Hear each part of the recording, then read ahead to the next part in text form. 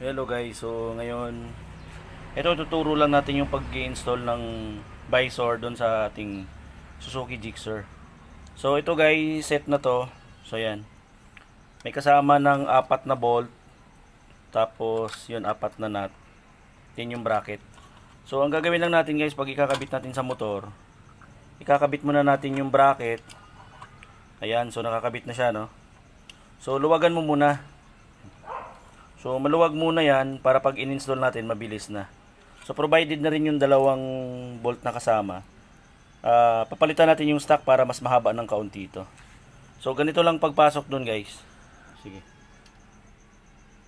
Sige guys, ganito ang pag-install. Yan, ipapasok mo lang din sa gilid. Yan, tapos bubuka mo lang dito. Yan, pumasok. Tapos ilalagay na lang natin yung bolt dito. So yun lang. Thank you.